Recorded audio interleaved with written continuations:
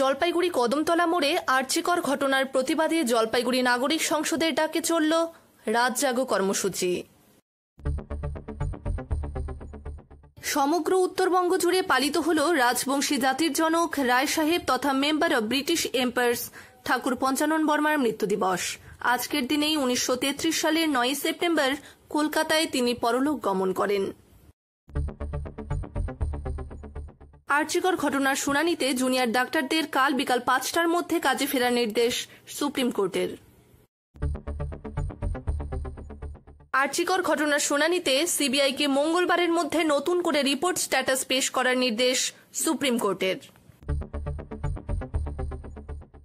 আগামী 11, 12, 13 তারিখ মোট 72 ঘণ্টার ধর্মঘট হতে চলেছে রাজ্যে। 7 দফা দাবির ভিত্তিতে চাক্কা জ্যাম কর্মসূচির ডাক দিয়েছে federation of West Bengal truck operator association. চলে আসছি খেলার খবরে। দেশের হয়ে প্রতিনিধিত্ব করতে চেন্নাইয়ের উদ্দেশ্যে রওনা দিল দেওয়ানগঞ্জের সাগর রায়।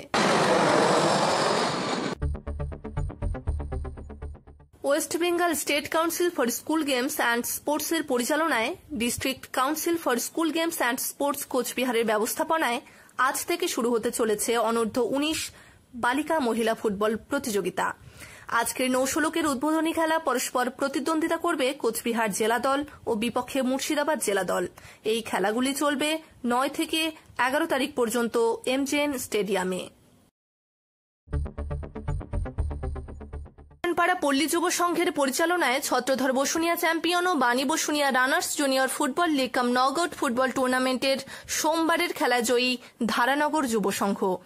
এদিন তারা এসএসএ মেখলিগঞ্জকে নির্ধারিত সময়ে 7-0 গোলে হারিয়ে জয়ী হয়। খেলার সেরা নির্বাচিত হয় ধারানগর যুব সংঘের আকাশ রায়। আপনারা দেখছেন নর্থ বেঙ্গল সমাচার, উত্তরের বার্তা সত্যের পথে।